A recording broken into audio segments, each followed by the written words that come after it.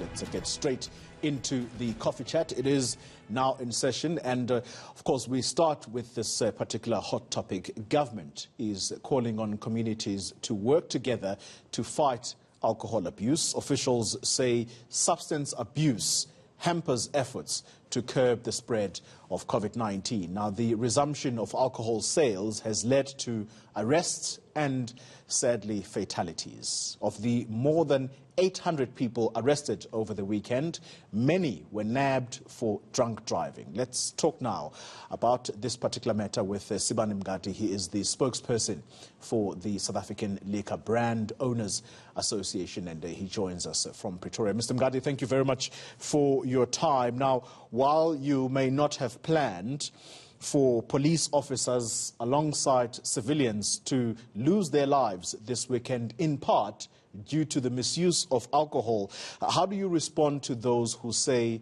this is exactly what they were trying to avoid when they said no to the unbanning?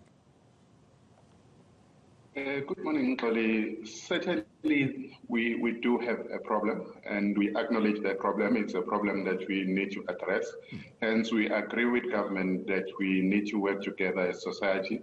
There are elements where we need to deal with enforcement. Clearly, in this case, there's been an apparent violation of rules, and therefore we need to close in on that. And as well as the sector, we would like to then also deal with just the social behavior of people to be able to modify those behavioral issues that contribute to the problem. But certainly it is acknowledged that we do have a problem that we need to address immediately.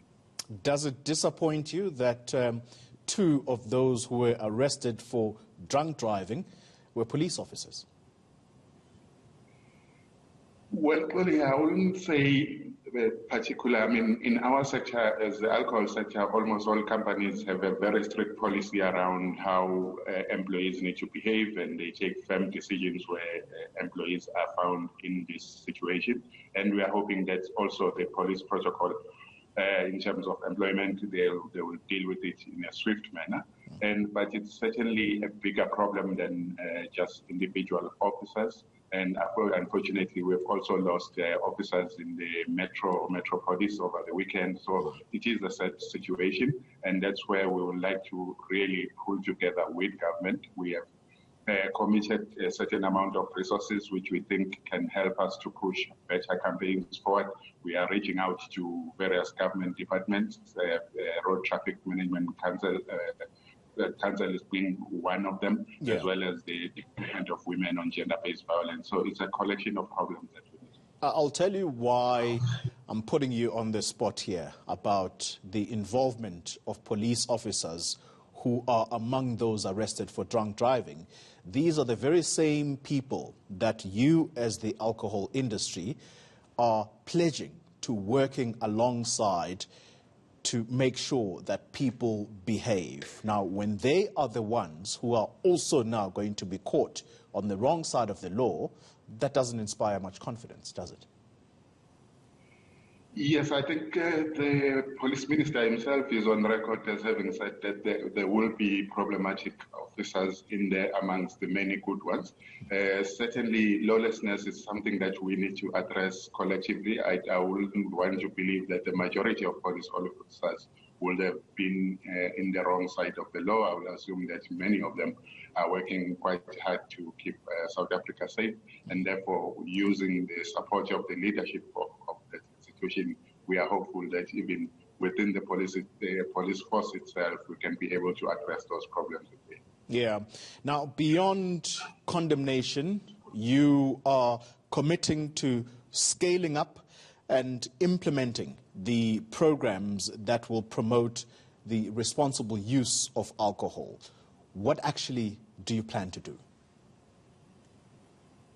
Well, firstly, if we continue on the police side, I think it will be important that the curfew of 10 p.m. gets enforced as much as possible, as well as the gathering of more than 50 people per outlet that needs to be strictly enforced so that we at least minimize the risk that gets associated with late night drinking and people gathering together to increase infections. Are you suggesting that the late night curfew is being violated? Not necessarily, but the issue here is, as we understand, our understanding of the trauma cases that end up in hospitals, many of them, even the president has acknowledged this, that they happen at night. So if we are able to pull back as much as possible and make sure that the curfew is implemented effectively, then you minimize the number of people exposed to the risk at this stage. I wouldn't be able to judge whether it's effective or not, but we will want it to be as effective as possible to make sure. Let me put the question differently to you, Mr. Mngadi, and I'm sorry to interrupt you, but are you aware of incidents where there has been more and more violations of this late-night curfew? Not of the late-night curfew. We have seen some videos in the social media of particularly a gathering which seem to appear to be more than the number of people allocated, and which shows at least the level of protocol that is needed, social distancing not being complied with. As far as I know, at least from the manufacturer side, where we know the outlet, we are able to reach out and give a warning that we are going to take actions against those outlets that are not complying. Then we can go as far as not providing supplies for those entities. What will be the penalties for outlets that are not complying? Well, as manufacturers, the best we can do is to hold back our relationship with that outlet, because we sell to them, and therefore we reserve the right not to sell to an entity that is not complying. And it's the same principle we apply in terms of, say, if we know that you are selling to underage people with, below 18, or any other form of violation that is considered unethical from our perspective. Where are you finding most of the violations among these outlets that you work with? Is it in suburban areas? Is it townships? Is it in informal settlements?